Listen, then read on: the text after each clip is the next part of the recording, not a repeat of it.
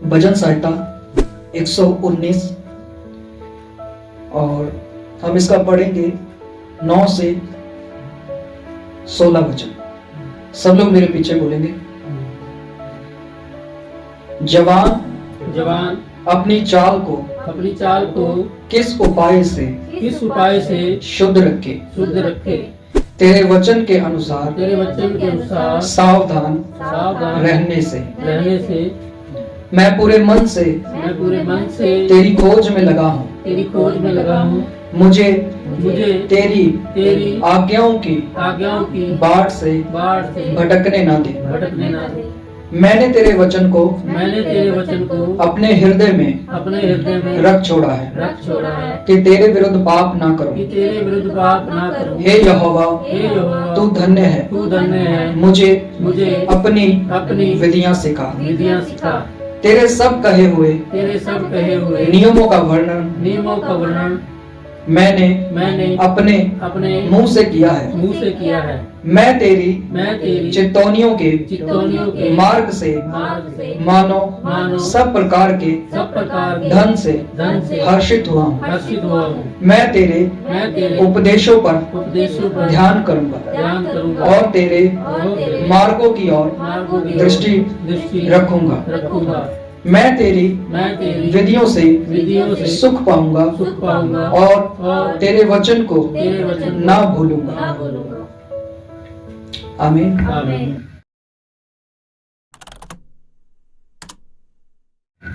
आज के वचन में जाने से पहले भजन संहिता 119 और उसके 9 वचन पर हम थोड़ा ध्यान देंगे। 9 वचन में इस प्रकार लिखा है कि जवान व्यक्ति जो है, और ये सिर्फ उस जवान के लिए नहीं है जो अपने उम्र में 25 का है, 20 का है, 30 का है। ये हर उस जवान की बात है जो मसीह में है। Hallelujah, hallelujah. लिखा है मैं किस प्रकार अपनी चाल को शुद्ध रख सकता हूं, अपने आप को किस तरह मैं सही रख सकता हूं, पवित्र रख सकता हूं। और वचन हमें इस प्रकार बताता है, अगर हम उसके वचन पर ध्यान दें, उसके वचन के अनुसार अगर हम चलें, तो हम अपने आप को शुद्ध और पवित्र रख पाएंगे। Hallelujah, hallelujah.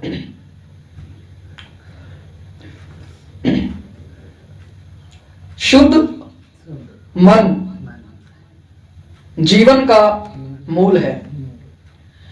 कहने का अर्थ शुद्ध मन आपको जीवन की ओर लेके जाता है।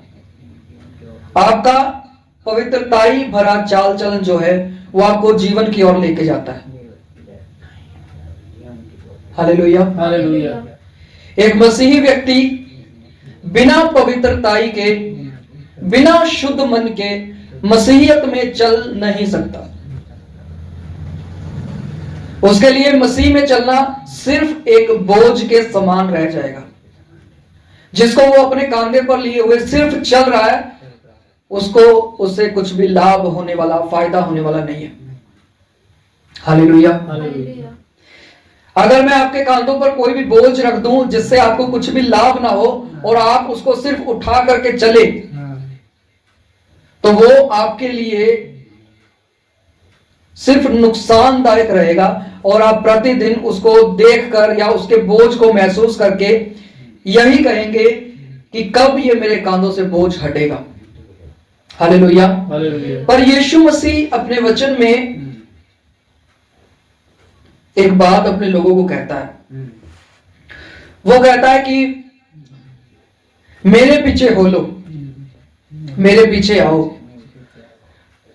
पर उससे भी पहले वो एक चीज कहता है जो मेरे पीछे आना चाहे वो अपना क्रूस उठाए और फिर मेरे पीछे आए। Hallelujah, hallelujah. क्रूस उठाने का संदेश जो है वो कलीसियाओं से लगभग जो है वह गायब हो चुका है।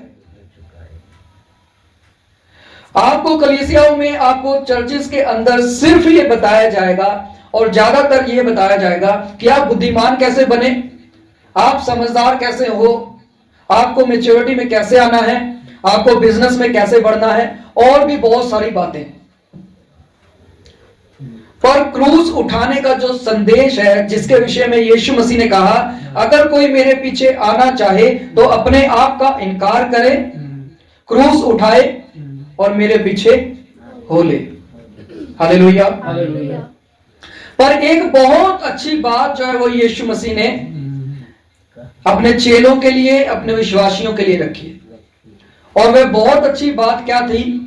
उसने कहा, मैं तो जाता हूं परंतु मैं तुम्हारे लिए विनती करूंगा कि परमेश्वर जो है वह तुम्हें एक सहायक दे। हालेलुया। और वह सहायक आपको कभी भी अकेला नहीं छोड़ेगा। वही सहायक आपको आपका क्रूस उठाने में मदद करेगा। समझ पा रहे नहीं? अगर आपको अकेले को क्रूस उठाना है तो आप प्रतिदिन का क्रूस नहीं उठा पाएंगे। वचन में लिखा है, धन्य है परमेश्वर जो अपने लोगों का प्रतिदिन का बोझ उठाता है। और फिर वह कहता है, हे सब परिश्रम करने वालों, बोझ से दबे हुए लोगों, मेरे पास आओ, मैं तुम्हें विश्राम दूंगा। हालेलुया। यीशु मसीह ने ऐसी बहुत सी बातें अपने लोगों के लिए रखी हैं, जिसके विषय में वो कहता है कि अगर आप अपने आप को पवित्रताई में होकर के चलाना चाहते हैं तो मैं आपको एक सॉल्यूशन देता हूं। मेरी बातें तुम्हारे अंदर होनी चाहिए। अगर मेरी बातें तुम्हारे अंदर नहीं होंगी तो आप ये नहीं बोल सकते कि मैं यीशु मसीह का हूं। रोज हर दिन एक विश्वासी को इस चीज का ध्यान रखना है। जब यीशु मसीह कहता है कि एक विश्वासी मुझ में बना रहे और मेरी बातें उसमें बनी रहे, तो उसके बाद वो कहता है फिर तुम जो भी कुछ मांगोगे वह तुम्हारे लिए हो जाएगा। कोई भी बात तुम्हारे लिए अनहोनी नहीं होगी। हालेलुया। और इसके बाद आज फिर भी लोग जो हैं ऐसी चीजों के पीछे भागने में लगे हुए हैं कि इस दुनिया में, इस संसार में क्या चल रहा है, पहली चीज। दूसरी चीज, बाइबल में जो चीज है भी नहीं उस चीज को ढूंढने में लोग लगे हुए हैं।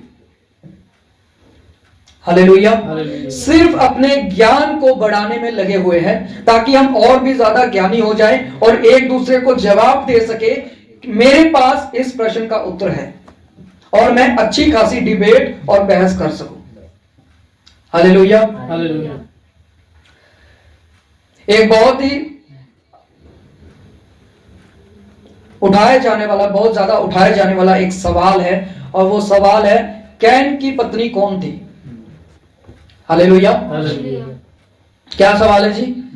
कैन की पत्नी कौन थी? लोगों को इसमें जानने का इंटरेस्ट नहीं है कि हमारा परमेश्वर का स्वभाव कैसा है, वो दिखता कैसा है, उसने क्रूस क्यों उठाया, उसका कितना लहू बहाया गया, कितने कोड़े खाए और वह आया ही क्यों था, उसने ये सब कुछ क्यों किया, मेरे लिए क्या फायदा है उसने ये सब कुछ किया। लोगों का ये जानने में कोई भी दिलचस्पी नहीं है, उसमें कोई भी लोगों का इंटरेस्ट नहीं है। पर इंटरेस्ट किस चीज में है कि कैन की पत्नी कौन थी। हालेलुया। और बाइबल इसके बारे में बिल्कुल चुप है, बाइबल कुछ भी नहीं बताती है, पर लोग फिर भी इधर उधर से अपना दिमाग लगा के ढूंढने में लगे हुए हैं कैन की पत्नी कौन थी। हालेलुया। ऐसे बहुत से प्रचारक लोग आपको मिल जाएंगे, ऐसे बहुत से दूसरे लोग आपको मिल जाएंगे, विश्वासी लोग, ऐसे बहुत से आपको प्रॉफिट्स मिल जाएंगे जो आपको बाइबल की ही आयतें उठा उठा करके आपको बताएंगे, देखिए मैंने उसको ढूंढ लिया है। पर आज लोग जो है परमेश्वर को ढूंढने में विफल हैं। हालेलुया। भजन संहिता 119 और उसका 9 वचन जो हमने पढ़ा है, वहां पर लिखा क्या है, मैं अपनी चाल को किस तरह शुद्ध रख सकता हूं अगर मैं उसके कलाम में चौकसी रखूं। अगर मैं उसके कलाम की ओर ध्यान देता रहूं, हालेलुया, मैं अपने आप को पवित्रता ही में रख पाऊंगा, मैं अपने आप को शुद्धता में रख पाऊंगा, मेरे विचार शुद्ध रहेंगे, मेरे विचार एम रहेंगे, निशाने पर रहेंगे कि मुझे मेरे परमेश्वर को जानना है, वो कैसा दिखता है और उसकी विधियां क्या बताती हैं, उसकी आज्ञाएं क्या बताती हैं, कैसे मुझे चलना है, कैसे मुझे लोगों के साथ रहना है, कैसे मुझे परमेश्वर के साथ रहना है। Hallelujah, hallelujah. आपको यह जान के भी हैरानी होगी, इधर उधर बहुत सारी चीजें आपको देखने को मिलेगी, पर आपको सुसमाचार प्रचार करने वाले लोग बहुत कम मिलेंगे। वो क्यों मिलेंगे? क्योंकि हर एक व्यक्ति जो है वो अपने स्वार्थ में लिप्त है। अगर मैं परमेश्वर के पास जा रहा हूं तो उसमें मेरा कोई स्वार्थ है। इसमें कोई बड़ी बात नहीं है कि हम जब शुरुआती तौर में मसीह में आए तो हमारे अंदर एक स्वार्थ था कि हमारा जो चाल चलन है, हमारा जो माहौल है वो सब बदल जाए, हमारी बीमारियां चली जाए, हम गरीबी से निकल जाए और बहुत सारी ऐसी चीजें। और इसमें कुछ गलत भी नहीं है अगर हम परमेश्वर से कुछ मांगते हैं, पर जब आपने जान लिया कि परमेश्वर कौन है और कैसा है और किस प्रकार वो आप पर अपनी आशीषों को उंडेलता है, उसके बाद भी आज भी लोगों का जो स्वभाव है वो स्वार्थी है। हालेलुया। हम प्रार्थनाओं में बैठते हैं अपने स्वार्थ को लेके, हम इस प्रकार नहीं बैठते, प्रभु आज मुझे तेरे प्रेम को महसूस होने दे, आज मुझे महसूस होने दे कि तेरा पवित्र आत्मा मुझसे बात करे और उसकी आवाज कैसी है मुझे महसूस होने दे। Hallelujah, hallelujah. तो कहता है अगर हम उसके कलाम की ओर ध्यान देंगे और प्रतिदिन का हमारा ये काम हो जाएगा तो हमारे मन विचार जो है वो शुद्ध रहेंगे। और खाली मन विचार शुद्ध होना काफी नहीं है। आपको पता है जब आपके मन और विचार शुद्ध होते हैं, जब आप पवित्रताई में जीवन बिताते हैं, तो आपके बाहरी रिश्ते भी ठीक होना शुरू हो जाते हैं। Hallelujah, hallelujah. समझ पा रहे कि नहीं? क्योंकि परमेश्वर का कलाम जो है वो हमें बताता है, वो हमें सिखाता है कि किस प्रकार आपको मसीह के रास्तों में चलना है। तो किस प्रकार एक व्यक्ति अपनी चाल को शुद्ध रख सकता है जी? बोलिए, उसके काम, उसके कलाम और उसके द्वारा की गई सब चीजों पर ध्यान करके। आपको परमेश्वर ने सही सलामत रखा है, आप अपने परिवार में हैं, आप सेवा में हैं, आप विश्वासी हैं, साथ ही साथ आपके पास काम काज है, आपके पास पहनने के लिए, खाने के लिए और रहने के लिए है, आपके पास बहुतायत से परमेश्वर ने सब कुछ दिया है। ये आपके जोर पर, आपके बल पर नहीं है। हालेलुया। जो लोग ये बोलते हैं कि मैंने अपने बल से ये सब कुछ किया है, असल में सच्चाई ये है वो लोग परमेश्वर को नहीं जानते हैं, परंतु परमेश्वर ही उनके लिए ये सब चीजें कर रहा है। Hallelujah, hallelujah. तो पवित्रताई का जीवन होना आपके लिए बहुत ज्यादा जरूरी हो जाता है।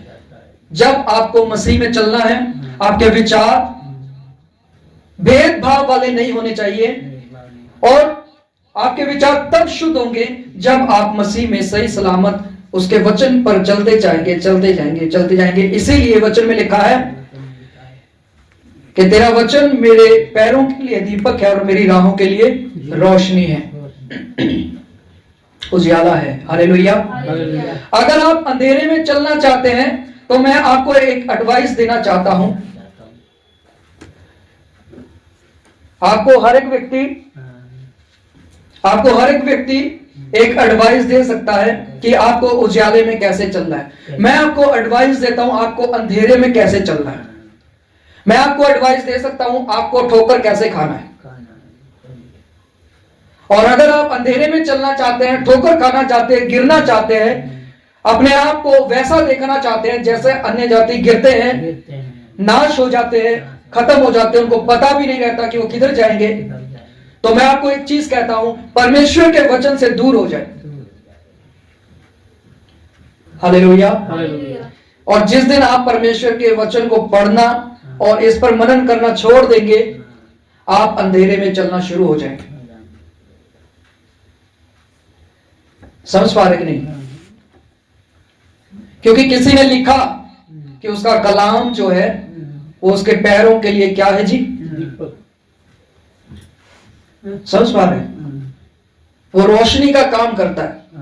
आप जैसे जैसे चलते जाएंगे, आप अपने हाथ में समझिए कि आपके हाथ में एक लालटेन है, एक टॉर्च है, और आप उसको अपने रास्ते पर लिए चल रहे हैं। आपको सब कुछ सामने दिखाई दे रहा है, और वो इसलिए है क्योंकि आपके हाथों में टॉर्च का काम, लाइट का काम जो है वो ये वचन जो है वो कर रहा है। आप इसको अपने आगे आगे रखिए और आपके रास्ते सीधे होते चले जाएंगे। हालेलुया। आइए हम आज के वचन में चलते हैं।